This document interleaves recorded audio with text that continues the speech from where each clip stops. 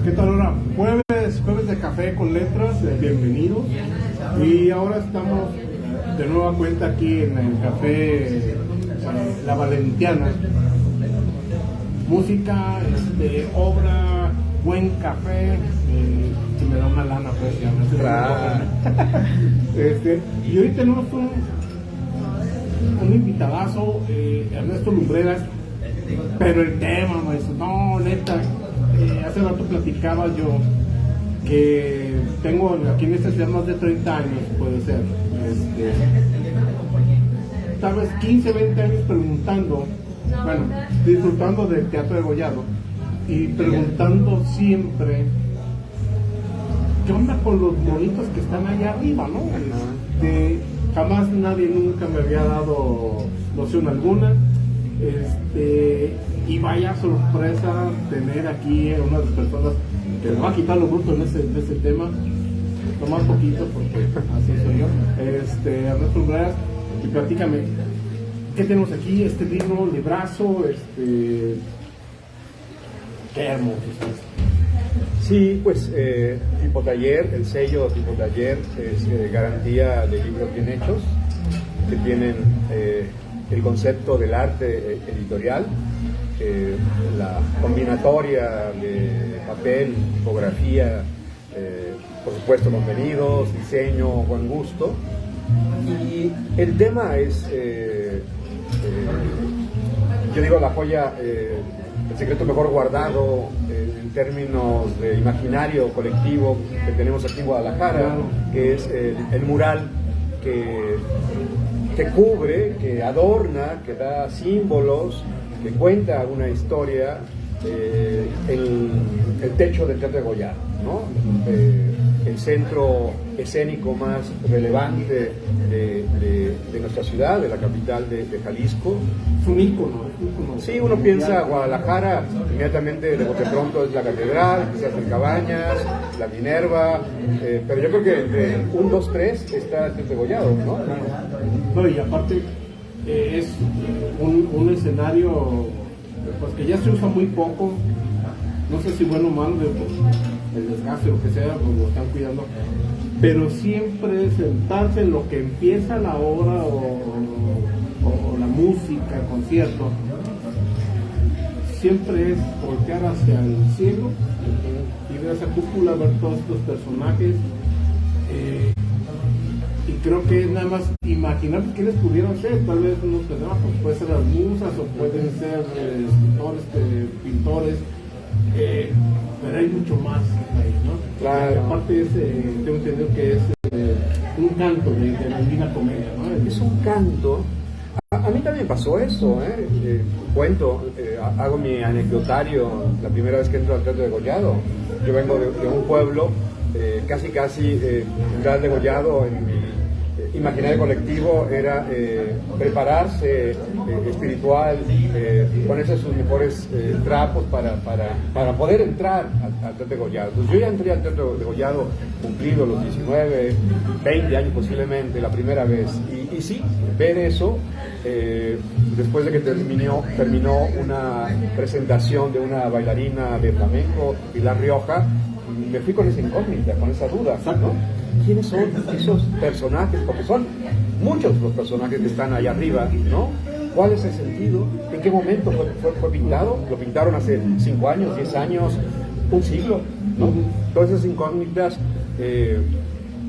piano, las fui desvelando para mi interés, para mi curiosidad, y cuando supe de qué se trataba, de algún modo tracé un encuentro, en la medida de mis posibilidades, más fecundo, más revelador, sobre quién pintó, por qué pintó eso que después de 150 años permanece, maravillándonos, y de dónde viene. Y efectivamente es un canto del infierno. Así es un canto del infierno. Es el primer círculo del infierno lo que divisamos en las alturas del Teatro de Gollado. Es el canto cuarto, es el limbo, una imaginación teológica que Dante apropia, adecúa a su discurso, a su arquitectura infernal, y lo coloca para solaz, para disfrute de los espectadores que van a una ópera, a un concierto, a una lectura. Pero para que no se espanten aquí, porque ya ven que son muy de moral muy delicada. Sí es parte del infierno de la Divina Comedia, pero tiene su peculiaridad, ¿no? Son los que creo que él consideró que murieron antes de Cristo y que no conocieron tal vez la llave para poder contar. Sí, es una licencia literaria, es una licencia moral.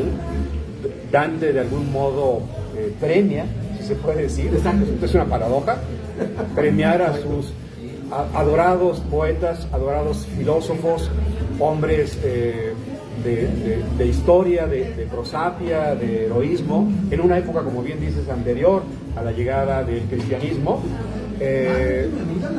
Y de algún modo también me atrevo.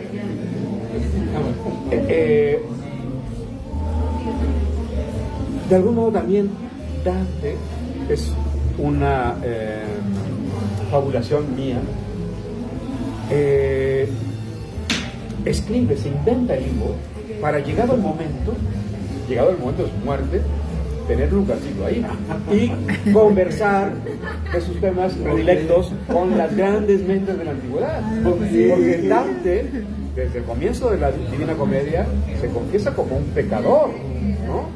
En el nexo del camino de nuestra vida, yo me retrobé por una senda oscura, que la vía recta era extraviada, dice, ¿no? Entonces era un pecador confeso, por doble partida, de lujuria y de soberbia. Entonces, de algún modo, pagó su tiempo compartido para llegar al momento tener ahí un rinconcito en el limbo y platicar con Homero, platicar con Virgilio, con Lucano, con los sabios de la antigüedad, con los reyes. Pero es un alucine mío, ¿no? Sí, claro. Me permite. No, claro. Ahora, ¿cuánto tiempo te llevó recopilar toda esa información? ¿Quiénes son los que están allá arriba? ¿Este libro es una guía para esto? ¿Qué es? Mira, hay por supuesto, antecedentes respecto al acercamiento de la historia del Teatro de Degollado. Un edificio que tiene historia. Nos ha llamado la atención a varios estudiosos del Teatro de Degollado, y quizás esa sea una de las respuestas para contestarnos por qué el arquitecto Jacobo Gálvez decide elegir ese tema, el limbo de Dante.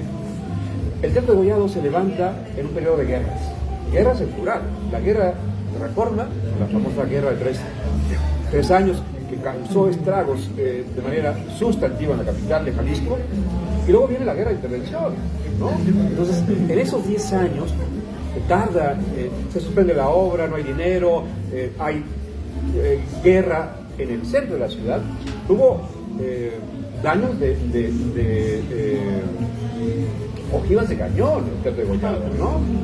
Entonces, de algún modo, la elección de ese tema, la conversación de los hombres de otras épocas, los hombres sabios, las mentes y las sensibilidades más preclaras de la antigüedad, están allá arriba conversando, no haciendo la guerra, conversando sobre la vida, sobre las pasiones humanas, sobre el dolor, sobre la muerte, sobre el amor. Entonces, es una suerte de respuesta al presente inmediato, cuando se estaba levantando piedra a piedra y estaban las balas de los liberales y los conservadores, de los imperialistas y los republicanos queriendo tomar la ciudad, dominar el país. Este arquitecto dice: no, la humanidad está en la conversación, el reconocimiento del otro, ¿no? Entonces, me gusta esa respuesta que Arturo Camacho y otros historiadores han dado a ese mural de Jacobo Gálvez. Ahora, ¿cuántos personajes hay allá arriba echando su cotorreo? Son muchos. ¿Qué tiempo? Son muchos. Hay poetas griegos, arquitectos, filósofos, lo mismo latinos, romanos, pero también hay musulmanes, que también es una apertura en la mentalidad de un hombre cuando había las cruzadas en Europa. Dante no hace una diferencia respecto de credos religiosos, ¿no? Entonces, también... aportaron a la humanidad, bienvenidos. Sí, exactamente, ¿no? Matemáticos del mundo musulmán están ahí en el infierno.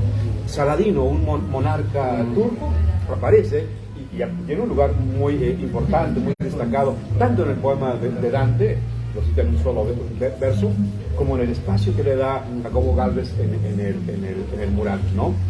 Me llama mucho la atención que Jacobo Gálvez pone a la poeta griega Safo, ¿no? Cantando, tocando su lira en un peñasco, que también es un lugar muy importante en la composición plástica del mural. Pero Dante no menciona a Safo. Entonces, fue por sus pistolas de Jacobo Gálvez de que esta poeta, además eso, de avanzada en términos de reconocimiento de una figura femenina, ¿no? Pero sí, Dante no menciona a Safo. No sé, pero ahí está Safo. De seguro que se le fue, se le ha adherido a Es la única que, digamos que el personaje que no está dentro de los poemas de... Sí. Hay otros personajes no ubicados. También es una lectura muy personal. El mural de Jacobo Gálvez, de algún modo, hace coincidir por lo menos dos momentos. Sí, el momento en que Dante y Virgilio van caminando por el infierno, entran al círculo primero, caminan por ese jardín del noble castillo, pero también esos personajes que están flotando entre nubes recuerdan que en el año 33 de nuestra era, tras la muerte de Cristo en el Gólgota, Cristo baja al infierno y rescata a los padres del Antiguo Testamento. Entonces, ese es el rescate, están flotando, ¿no? Esto que está exactamente en el centro, para mí es la otra temporalidad que en el poema se da, pero es una sola mención. Dante le dijo, pero esto siempre ha sido así. Dice, no, vino ese rey, porque no pueden decir el nombre de Cristo, el nombre de Dios, no pueden decir la palabra de Dios. Esa es la gran prohibición, la ausencia de Dios, es el gran castigo del infierno. Entonces están siendo elevados, ¿no?, al cielo, al paraíso, esos personajes del Antiguo Testamento, ¿no? Adán, Eva, Raquel, Abraham, Noé. No, pues vaya, Pero esta imagen que acaban de ver, pues es impresionante. Ahora, verla en vivo es un agasajo. A ver, entonces...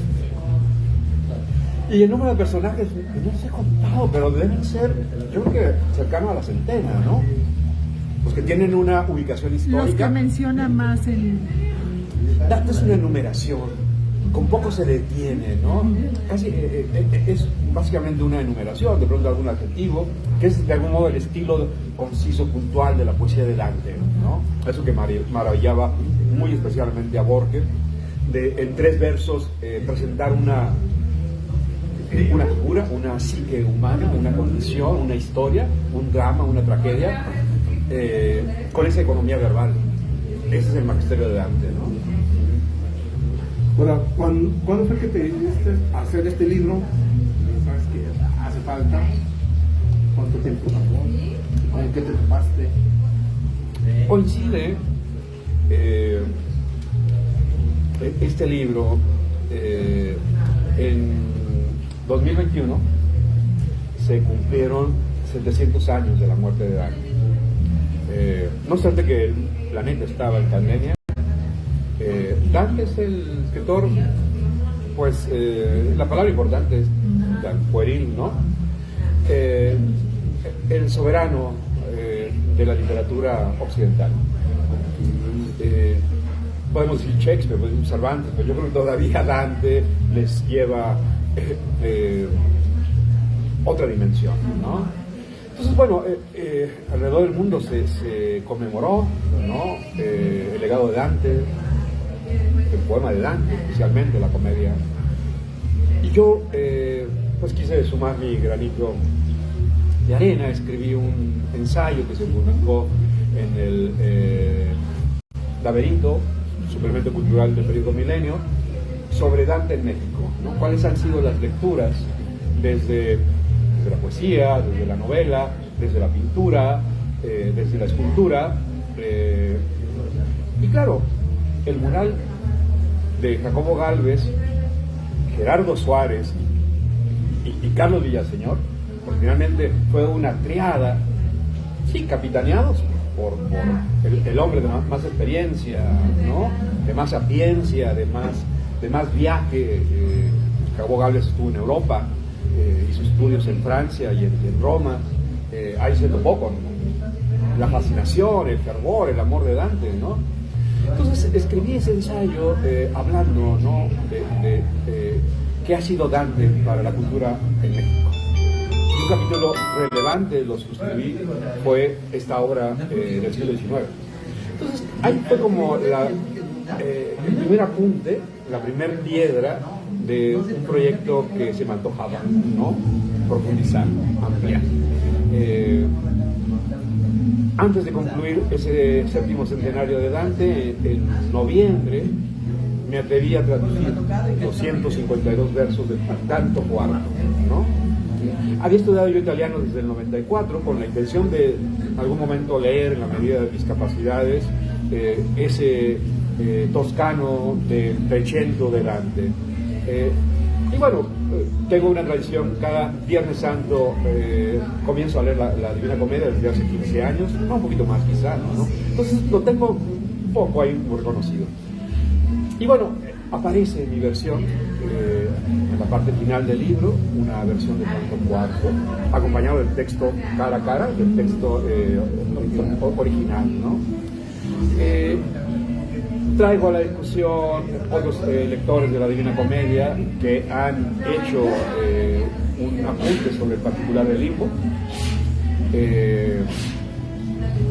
Desde hace muy poco, el limbo, el Vaticano declaró su inexistencia.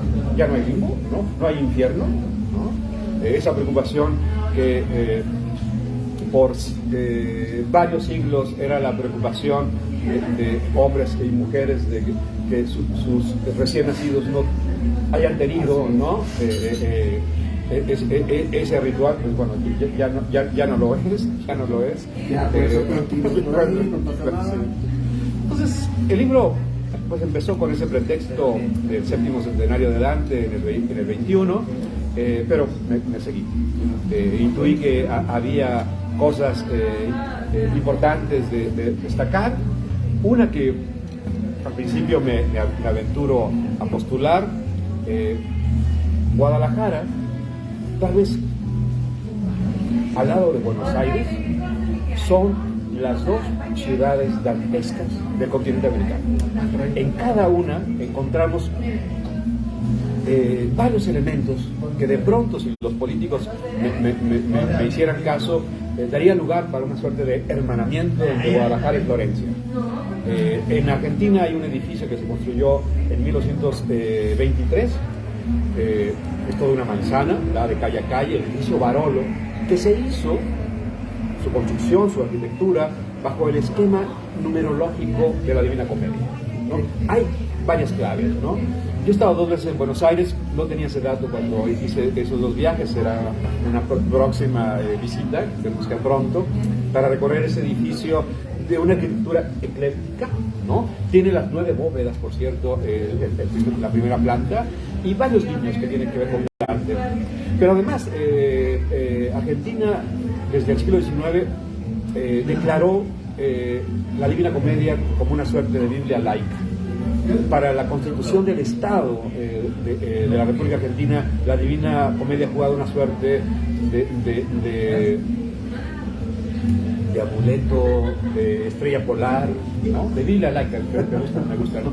Y Guadalajara también tiene muchos elementos, ¿no? Sí, este mural, pero también el gran estudioso de la Divina Comedia en la cultura mexicana es Antonio Gómez Robledo, nacido aquí en Guadalajara, embajador de México en Grecia, embajador de México en Italia, miembro del Colegio Nacional.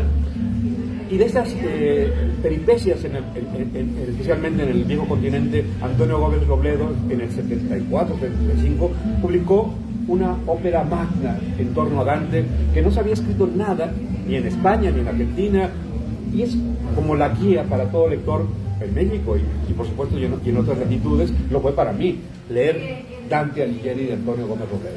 Pero tenemos otros elementos, la Divina Comedia, el Juan Rulfo, importantísima como referencia, ¿no? Otro traductor de la Divina Comedia, no completó los 100 cantos, pero hizo una antología de los 13 cantos, los grandes hits de la Divina Comedia, lo hizo Guillermo Fernández, nacido en la Capilla de Jesús, el gran traductor de la literatura italiana en México, otro tapatío. Entonces, hay varios elementos como para decir, y bueno, para si faltara, bueno, aquí está este librito que quiere recordar eso, ¿no? Fotografías también. ¿Quién fue tu fotógrafo? ¿Cómo se llama el fotógrafo? Alejandro, el fotógrafo. Se llama Arturo Aguirre. Arturo Aguirre hizo pues una serie de fotografías expresamente para el libro. El libro tiene un dossier en color con tomas del exterior, del lobby y por supuesto de la sala, ¿no? Del foro principal, de esa herradura del siglo XIX que es el teatro degollado, y con un enfoque, la parte central es ese círculo de la imaginación dantesca de Jacobo Gálvez, Gerardo Suárez y Carlos Villaseñor, ¿no? Se están festejando los 200 años de Jalisco como Estado libre. Soberano vino después. ¿Qué aportación le pudiera haber dado el teatro degollado a un estado de Jalisco, pues que hay que entender ya 50 años? Jalisco en el siglo XIX se consolida, ¿no? Como la segunda ciudad pues más importante, se consolida su vocación comercial, de algún modo es un referente para el país que se imagina, se desea en el siglo XIX. Las aportaciones que hicieron jaliscienses en esa época para dar sentido, dar forma, dar espíritu, dar realidad al México del siglo XIX, deben mucho, ¿no? A jaliscienses como Valentín Gómez Farías, ¿no? Como Mariano Otero, como Vallarta.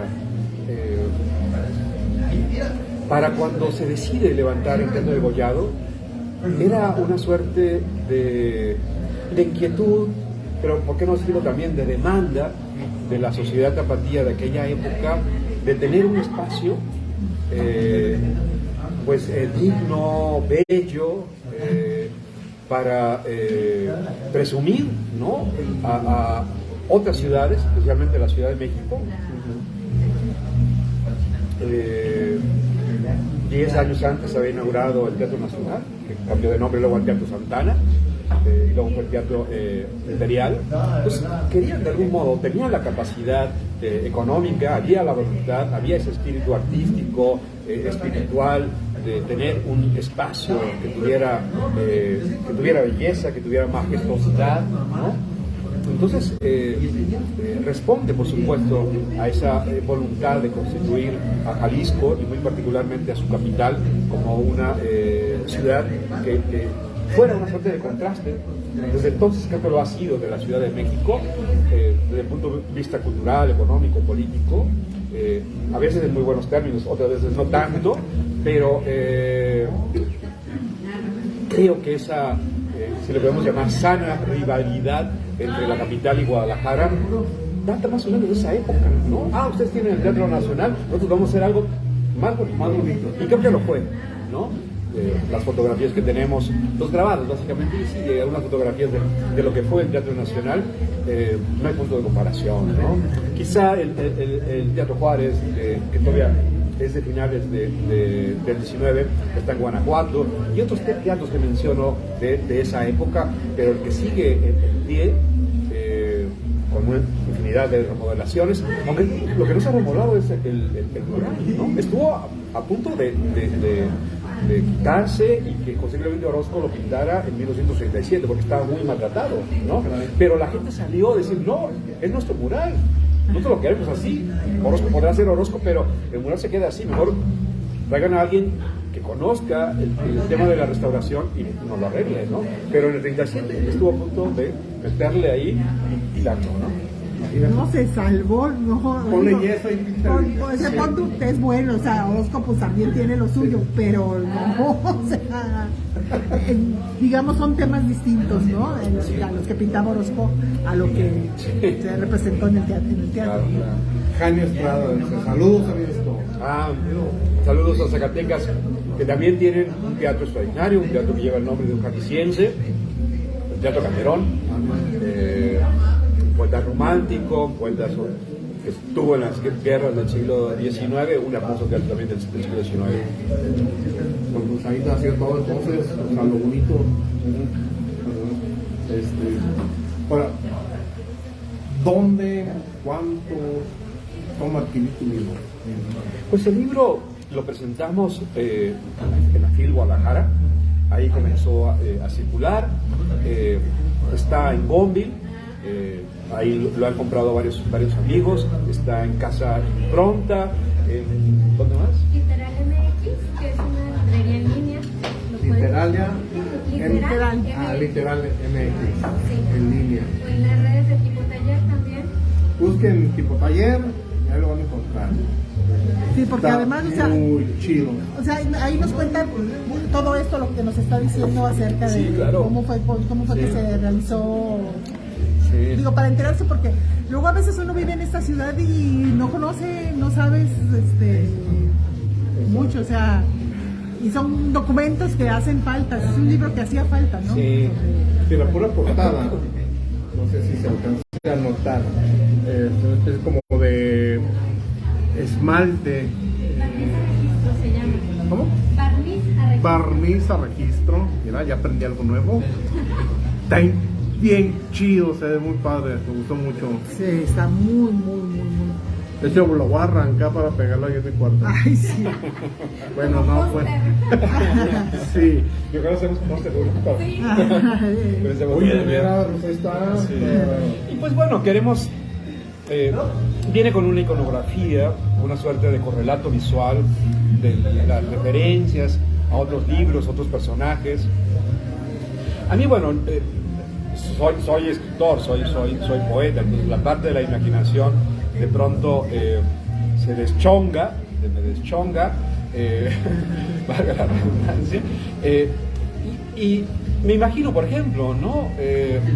Beatriz Hernández, personaje histórico, aunque también tiene elementos de ficción en la historia de la fundación de Guadalajara, de la cuarta fundación de Guadalajara, el 14 de febrero de 1542, y la relaciona con la Beatriz, ¿no? La musa, la enamorada, la guía de Dante Alighieri, ¿no?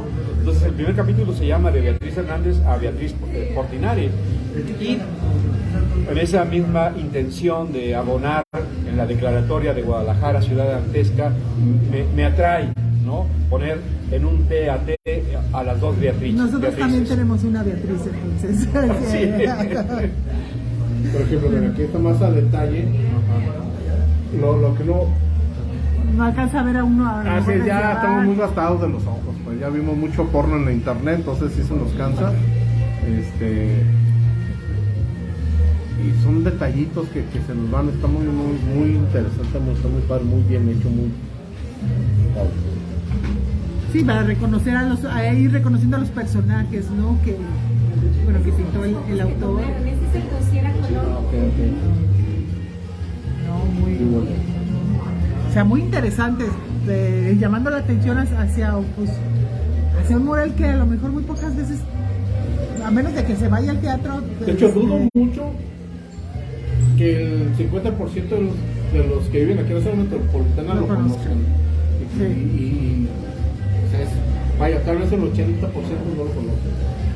Probablemente. Estoy casi seguro. Pues bueno, es... Pues una caguama que... queremos hacer una presentación ahí, ¿no? Tenemos una sí. presentación en Puerta Se lo merece. el 22 de febrero en la Biblioteca Iberoamericana Octavio Paz a las 7. A las 6 de la tarde. A las 6 de la tarde, pero como una primera presentación. Nos ilusiona mucho que la presentación tiene que ser en el lugar del crimen, en el lugar de los acontecimientos, Claro. bajo la sombra benéfica del murmullo de esos personajes que desde 1861, que más o menos tenemos esa fecha cuando se pintó. El teatro se inaugura en el 1865, pero el mural ya estaba pintado 4 años antes. Bajo ese murmullo, ese cuchicheo de los sabios que hablan en griego, en latín, en árabe, hace la presentación. Dice Jacqueline Hernández Morriña, hello. Dice, hola, qué interesante charla, como siempre. Saludos, Café con Letras, y al excelente escritor Ernesto Lumbreras. Gracias, saludos. Y ya.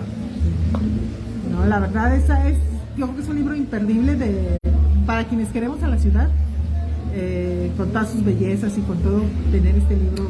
Y aparte creo saber que de más. cayó muy ad hoc para el tipo de estos festejos de los 200 años de Jalisco como Estado Libre. Sí. Esto está chingón, perdón por mi francés o italiano, no sé, pero está muy bien, está muy padre. O sea, soy fan. Muchísimas gracias. Bueno, el libro también se hace en el marco, que todavía continúa este año, de Guadalajara, capital mundial del libro. Y pues el catálogo de publicaciones que se hicieron, no sé si habrá una segunda convocatoria en el marco de este programa de la ONU y la Alcaldía de Guadalajara. Pues este es un ejemplo que muy personalmente a mí como autor, seguramente también a mis cómplices editores, Lili Preciado y Marlene Certuche, pues nos dio mucha satisfacción, ¿no? Tener la oportunidad de hacer un libro como lo imaginábamos, ¿no? Sí. Y que ha tenido esa recepción entre los lectores que ya tienen la fortuna de tenerlo, ojearlo, leerlo, disfrutarlo, ¿no? No, Es y que además, está pura, es que el tema está muy padre y sin quiero echar cebollazos, pero también el autor, pues, o sea, quien lo escribe, como lo dijo, lo escribe un poeta, entonces creo que la belleza se va a encontrar en las letras, en todo lo que se cuenta. Es un libro lleno de belleza. Que ya me vi, o En sea, por palabras. ejemplo, está Divina Comedia, está Un Relámpago Bermejo, hay un ladito, y la Biblia como ahí como deteniendo el librero, ¿no? Está, es cierto. No, Pero la sí, verdad. pero sí. Bueno, quizás se pregunten, que nos están escuchando, ¿por qué el título? Un relámpago Sí. bermejo, ¿no? Dante no conoció el género policíaco, la novela de suspenso, la novela negra, pero supo urdir, seguramente tampoco conoció Las Mil y Una Noche, supo urdir ese suspenso cuando concluía un canto para empezar el otro, de tal suerte que el lector se quedaba picado, ¿no? Sucede que en el canto anterior, en el canto tercero, que se conoce como el vestíbulo de los indiferentes, Dante creó ese espacio para la estirpe más desdeñable, según la moral, según la ética de Dante. Aquellos personajes que en vida no se comprometieron con nada, que fueron tibios, que nadaron de muertitos, ¿no? Entonces, ahí están esos personajes, ¿no? No se merecen ni el infierno. Claro. Están en un vestíbulo, en el lobby del infierno. picados por la eternidad por unos abejorros, ¿no? Que los desangran, de la sangre pululan las larvas y vuelven a salir otros abejorros y ahí, ¿no? Dante va caminando con Virgilio y está eso, muy asustado. Van a salir del vestíbulo y se escucha una tormenta, el ruido de una tormenta. Dante se desmaya al final del canto tercero y cuando está desmayando, la velocidad de la luz, la velocidad del sonido. Primero, el relámpago vermeo, ¿no? Lampi vermiglio, dice Dante. Entonces, el canto cuarto empieza Dante cuando escucha el trueno y me despertó por un trueno, ¿no? Entonces es el tempo de la luce y el tempo del sonido, ¿no? Entonces Dante se despierta, como que se despierta movido, sacudido por un trueno. Entonces Dante también en la Divina Comedia, como si fuera un muy buen escritor, o Cherezada en Las Mil y Una Noche, sabe ese tiempo de suspenso, ¿no? Entonces el relámpago bermejo viene de ahí, es esa iluminación, ¿no? Esa luz, ¿no? Wow, no, me aprendí muchas cosas. No, sí. Ahora, hace ya cosa mía. ¿Qué libro o qué traducción me recomendarías leerlo de la Divina Comedia? Porque un montón, no sé. Sí. Que digas, está un poquito mejor, o de plano me voy a aprender italiano. Pues es lo recomendable. Finalmente, la lengua italiana es pariente, viene del mismo tronco de la lengua romances, de latín. Por supuesto, hay 700 años de distancia, ¿no? Para un lector como nosotros, leer una literatura de esa época en español tiene sus dificultades. Leer el Arcipreste de Ita, leer las cantigas de Alfonso el Sabio, Alfonso X, ¿no? Pero sí sirve, ¿no? 3, 4, 5, 6, que fue mi caso, cursos de italiano no estorban. La Divina Comedia, en cuanto a la recepción en español, tuvo desde el siglo XV las primeras traducciones, ¿no? Las personas cultas de esos siglos, todavía hasta el siglo XIX, eran sacerdotes, como eran abogados, que sabían leer latín, entonces no necesitaban, ¿no? Traducción. El boom de la traducción de la Divina Comedia en español y en otras lenguas fue en el siglo XIX, ¿no? En la segunda mitad del siglo XIX, ahí empezaron las traducciones, la de Bartolomé Mitre, este general que fue presidente de Argentina, otras de autores españoles, y ya a finales del siglo XX, Ángel Crespo, un poeta español, hizo una traducción respetando la rima, que se consideraba como la traducción canónica, la más recomendable, ¿no?